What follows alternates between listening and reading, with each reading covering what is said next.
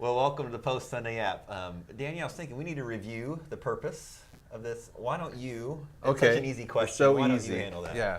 Well, I think there's a couple purposes. One is it provides just kind of an opportunity for us to give feedback based on the feedback we've received. So, whenever you preach a sermon, it's out there, and sometimes people say, well, why didn't you mention this? Or I had a question about this, and it's nice to have another opportunity to continue that teaching time. Yep. And then there's times where I have things, I'm like, oh, really meant to say that, and it's nice to have a little mulligan to do. So there's a couple purposes there, and I think it's just a good connection point for our teaching ministry at Bethany. And you get to hang out with me There's for all of YouTube to see. Right, I thought that was just kind of the understood purpose. Right. Yeah, thanks.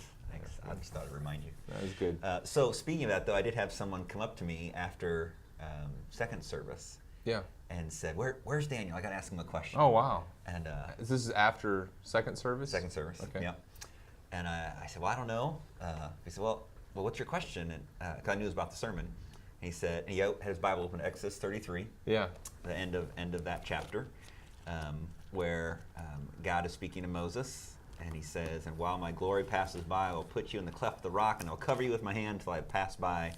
Then I'll take away my hand, you shall see my back, but my face shall not be seen." So yesterday we talked about God being the invisible God. Yeah. And he said, "Well, wait a minute. Is God an invisible God?" Yeah. Look at Exodus 33. Good. So Great question.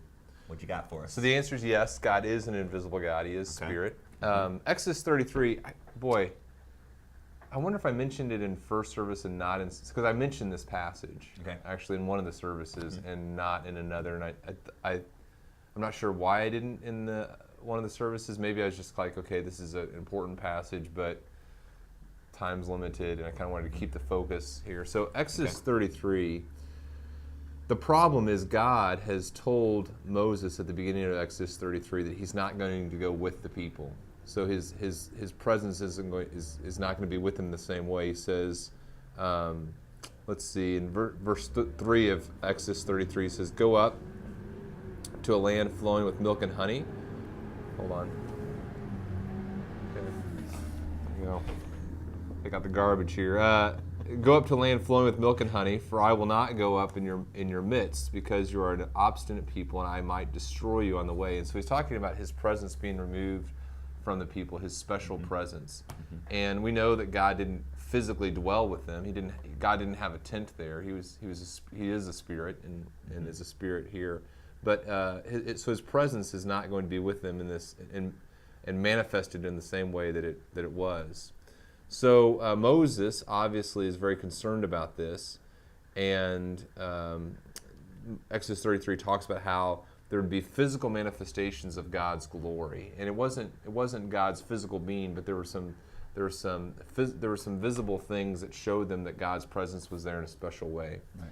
And then so Moses intercedes with the people there, and then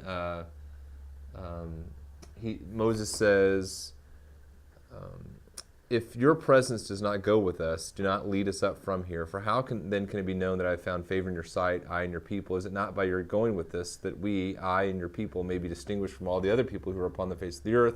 The Lord said to Moses, I will also do this thing of which you have spoken, for you have found favor in my sight, and I have known you by name." Then Moses said, "I pray you, show me your glory."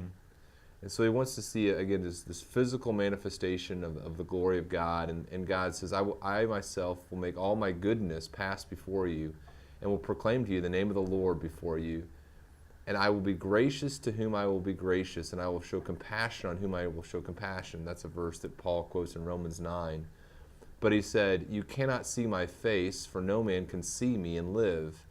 And there, I don't think he's talking about a physical face. He's talking about the full manifestation of his glory. You cannot behold the fullness of the glory of God and live. And the Lord says, "Behold, there's a place by me. You shall stand there on the rock, and it will come about while my glory is passing by that I will put you in the cleft of the rock, and I will cover you with my hand." And it's not a literal hand, because God doesn't have a literal hand. "Until I have passed by, then I will take my hand away, and you shall see my back." And even that word "back" in the Hebrew, it's a plural word.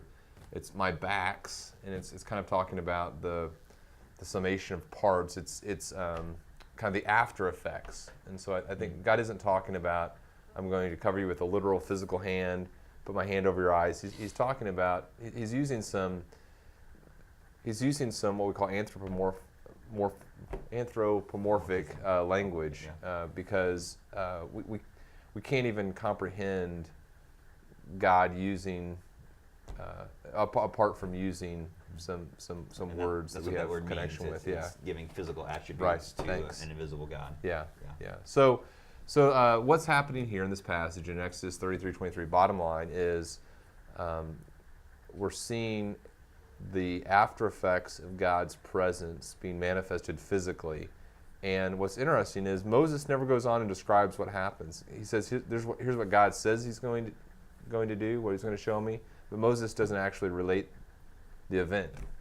He's silent on it. That's interesting. Yeah. Okay. So God is spirit, bottom line. Okay. And he doesn't have a physical form, although he can use physical things to manifest his presence. Okay, that's a great answer. So a question related to that: how does someone who says God is kind of a force in this world, maybe related to Star Wars, that he's kind of this invisible force? I think that type of person might say he's an invisible God. But how is kind of the Star Wars force God? Yeah, that's unlike good. Our invisible God. And I think maybe that goes back to how we do have this idea of image. We are in the image of God, and the term is he's a person. He's not just a force, he's a person. He has emotion, he has thought, he has consciousness, he has being. Yeah. And it's a being and a consciousness at a level we can't comprehend, but he has an essence. And so instead of just this vague force that pervades the universe, he's a being who pervades every aspect of the realm he's created. Very good. And also, he's separate. So I think sometimes this idea of the force is the idea that I can kind of tap into it, and I'm part of it, and God brings me in a relationship with him, but we're still separate beings. I don't become God. And in our view of the biblical God, we can't wave our hand to get people to say things.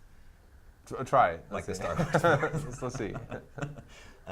Ben, you're the best person I've ever met. Ben, you're awesome. Yeah. Close enough. I'll take it. You are. So, well, great. Well, thanks, Daniel. Yeah. Yep. Thanks for tuning in to the Post Sunday app.